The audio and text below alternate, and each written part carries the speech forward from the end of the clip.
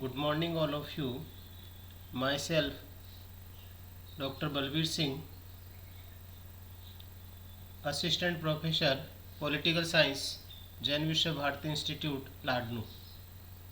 इस वीडियो श्रृंखला में आपका स्वागत है और आज हम इस वीडियो के माध्यम से संविदावादी विचारक जॉन लॉक के सामाजिक समझौता सिद्धांत को समझने का प्रयास करेंगे।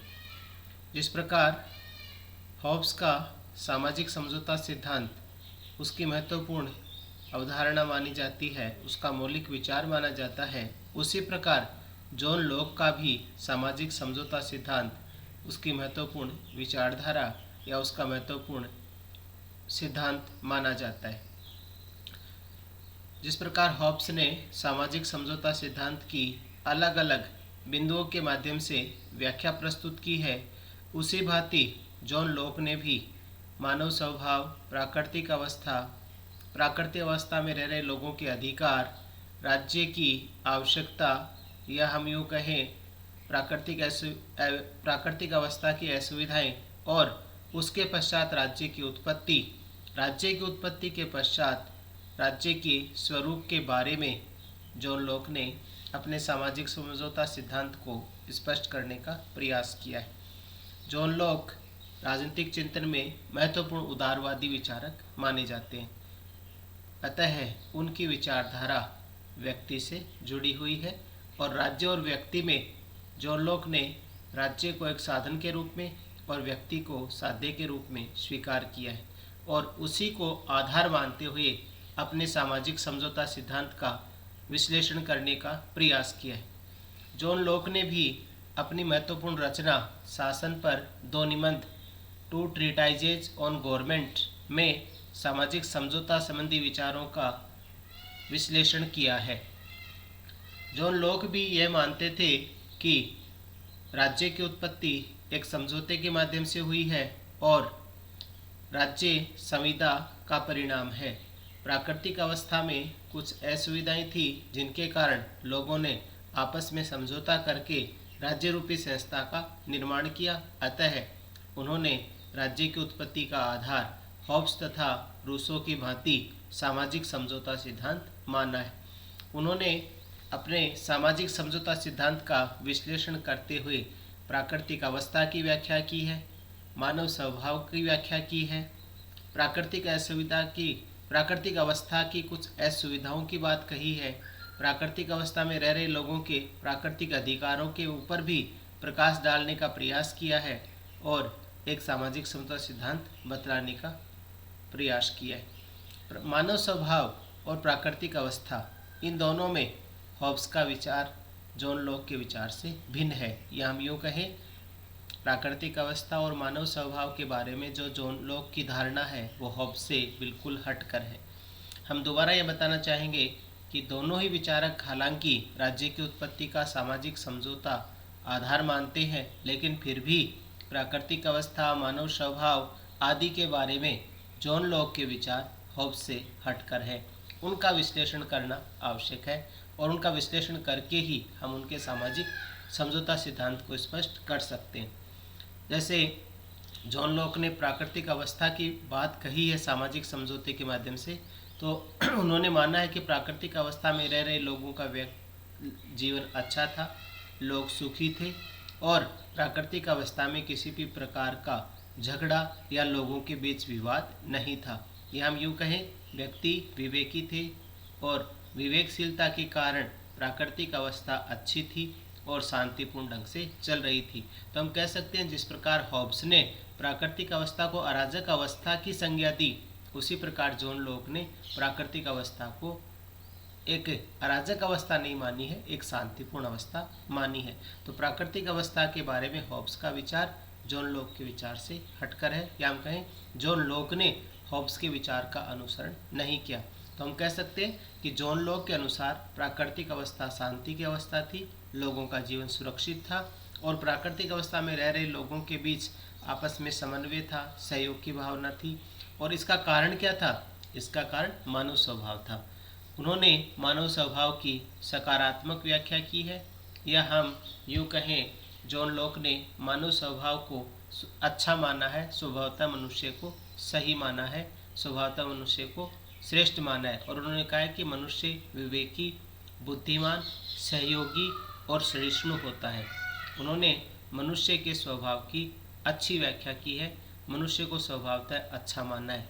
और एक है कि मनुष्य बुद्धिमान, विवेकी होता है, मनुष्य सहयोगी होता है, मनुष्य परोपकारी होता है, मनुष्य दयालु होता है। तो यह प्रश्न उत्पन्न होता है कि जब प्राकृतिक अवस्था अच्छी थी, शांतिपूर्ण थी, मनुष्य विवेकी और सहयोगी था, तो फिर समझौते की आवश्यकता क्यों पड़ी?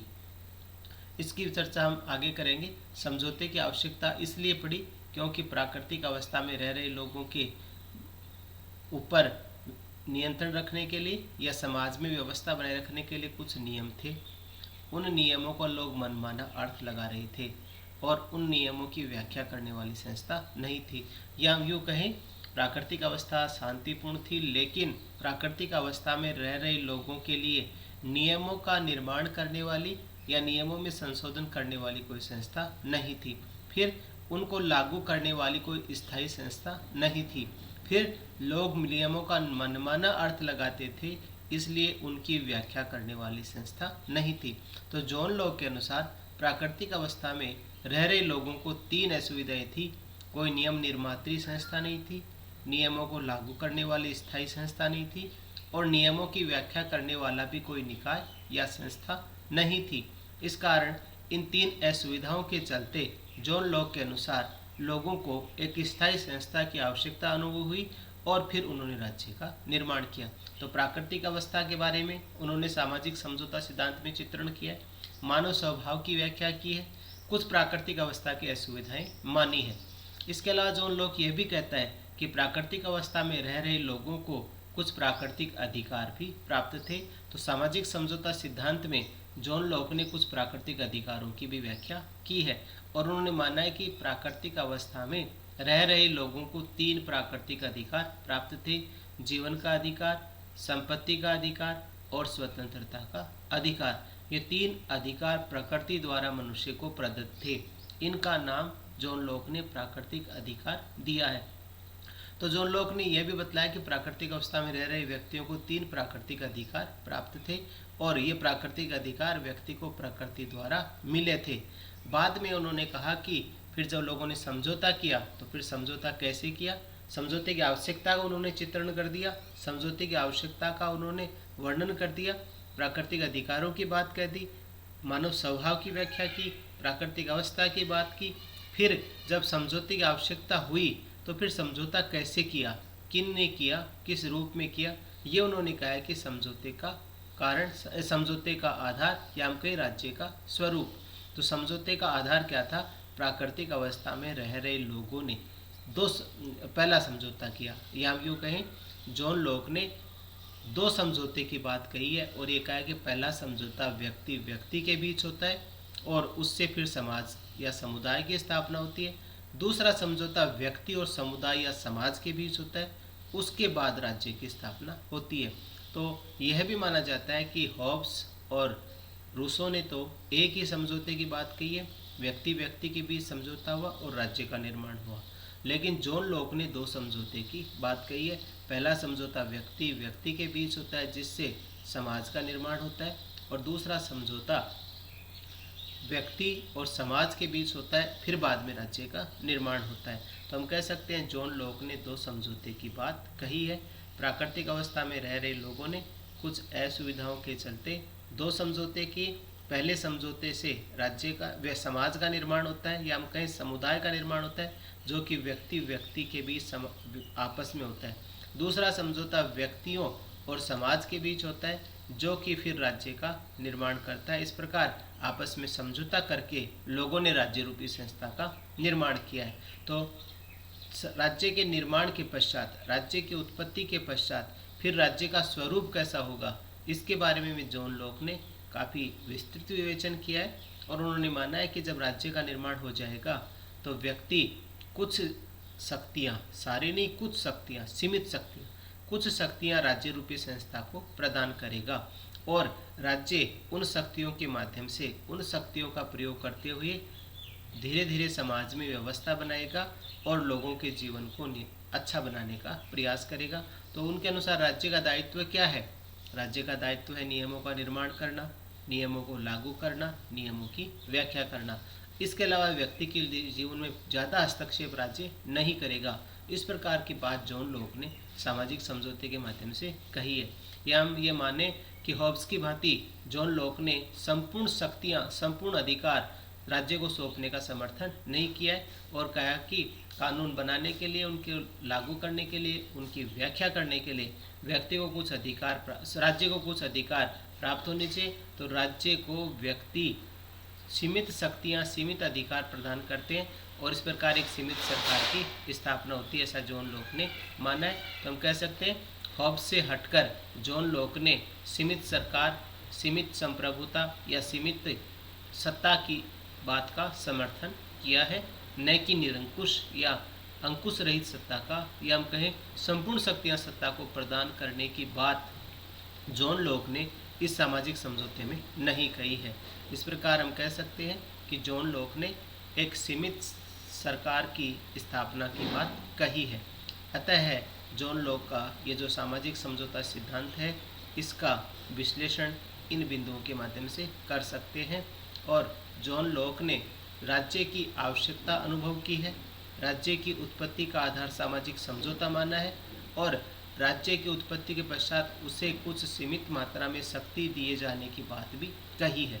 तो उसके सामाजिक समझौता सिद्धांत का हम विश्लेषण करें, उसके सामाजिक समझौता सिद्धांत को स्पष्ट करें या समझने का प्रयास करें, तो उन्होंने प्राकृतिक अवस्था को अच्छा माना है, मानव स्वभाव को अच्छा माना है, प्राकृतिक अवस्था में रह रहे लोगों के कुछ प्राकृतिक अधिकारों की भी बात कही है और उन्होंने प्राकृतिक अवस्था की कुछ असुविधाएं मानकर राज्य की उत्पत्ति का आधार सामाजिक समझौता सिद्धांत बतलाया है। और राज्य की उत्पत्ति के पश्चात उन्होंने व्यक्ति को सर्वोपरि माना है और सत्ता को सीमित शक्तियां सौंपने का समर्थन किया है और ये बताया कि व्यक्ति राज्य को सीमित शक्तियां प्रदान करेगा और राज्य व्यक्ति के मामले में ज़्यादा हस्तक्षेप नहीं करेगा। व्यक्ति केवल व्यवस्था बनाए रखने के लिए राज्य की अधीनता स्वीकार करेगा और कानून बनाना, कानूनों को लागू करना, कानूनों की व्याख्या करना, यहाँ तक राज्य का दायित्व होगा।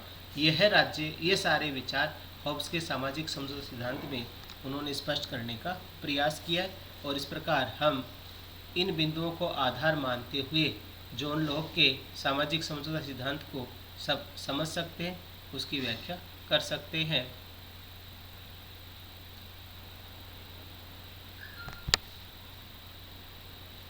आज के वीडियो में इतना ही। आप सभी का धन्यवाद।